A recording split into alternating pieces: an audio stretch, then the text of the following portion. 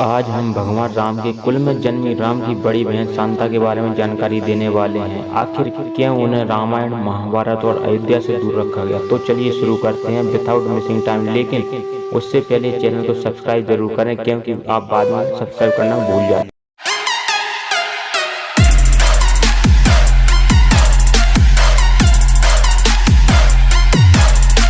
कहानी शुरू होती है। राजा दशरथ के 4 पुत्र थे, भगवान श्री राम, भरत, लक्ष्मण, शत्रुघ्न। इन चारों भाइयों का जन्म ब्रह्मा जी की 67वीं पीढ़ी में हुआ था।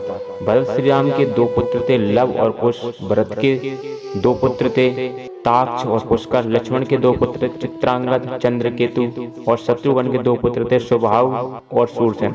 आपकी जानकारी के लिए बता दें, मथुरा को पहले शूरसेन कहा जाता था। शायद आपको जानकर आश्चर्य होगा कि भगवान राम की 2 बहनें भी थीं। एक का नाम शांता और दूसरी का नाम कुकी था। राम की बहन शांता जो चारों भाइयों से बड़ी थी। शांता राजा दशरथ और कौशल्या की पुत्री थी, लेकिन पैदा होने के कुछ वर्षों बाद कुछ कारणों से राजा दशरथ ने शांता को अंगदेश के राजा रोमपद को दे दिया था।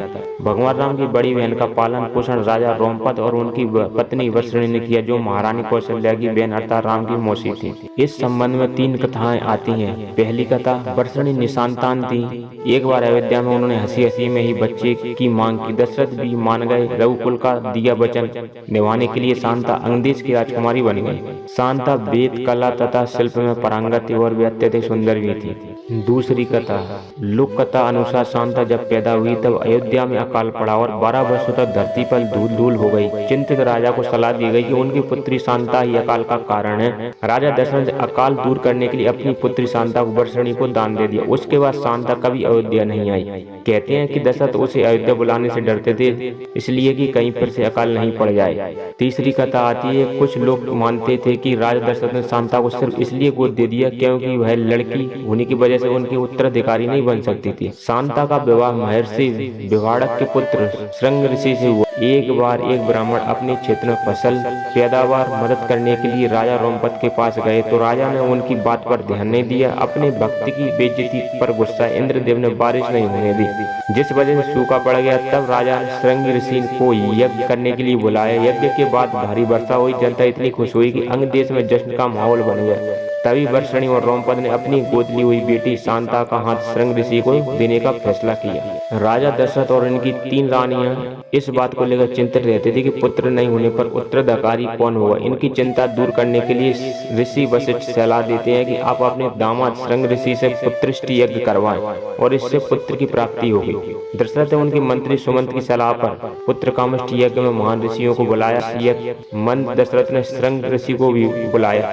श्रृंग ऋषि एक पुण्यात्मा थे, जहाँ वे पांव रखते वहाँ यश होता था। पहले तो श्रृंग ऋषि ने यज्ञ करने से इनकार किया, लेकिन बाद में शांता के कहने पर श्रृंग ऋषि राजा दशरथ के लिए पुत्रष्टि यज्ञ करने के लिए तैयार हुए थे। लेकिन दशरथ ने केवल श्रृंग ऋषि यानी उनके दामाद को ही आमंत्रित किया था। लेकिन श्रृंग ऋषि ने कहा कि मैं अकेला नहीं आ सकता, मेरी पत्नी शांता को भी आना पड़ेगा। श्रृंग ऋषि की यह बात जानकर राजा दशरथ विचार में पड़ गए, क्योंकि उनके मन में अभी भी दहशत थी कि कहीं शांता अयोध्या में आने से फिर से अकाल न आ जाए। लेकिन जब पुत्र की कामना से पुत्र कामष्टि यज्ञ के दौरान उन्होंने अपने दामाद श्रृंग ऋषि को बुलाया, तो दामाद ने शांता के बिना आने से इनकार कर दिया।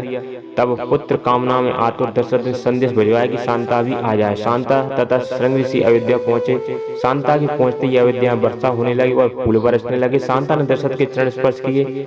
दशरथ ने आश्चर्यचकित होकर पूछा कि हे देवी, आप कौन है? आपके पांव रखते ही चारों ओर वसंत छा गया।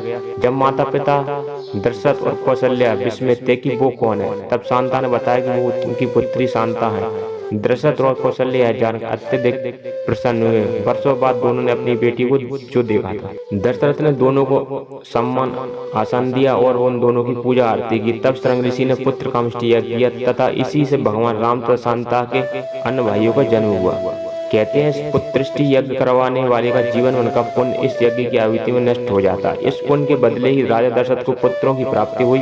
राजा दशरथ ने श्रृंग ऋषि को यज्ञ करवाने के लिए बदले बहुत सा धन दिया, जिससे श्रृंग ऋषि के पुत्र और अन्य कन्या का भरण पोषण हुआ और यज्ञ से प्राप्त खीर से राम, लक्ष्मण, भरत, शत्रुघ्न का जन्म हुआ। श्रृंग ऋषि फिर से पुण्य अर्जित करने के लिए वन में जाकर तपस्या करने लगे। जनता के समक्ष शांता ने कभी भी किसी को नहीं पता चलने दिया कि वो राजा दशरथ और कौशल्या की पुत्री है। यही कारण है कि रामायण या रामचरितमानस में उनका उल्लेख नहीं मिलता है।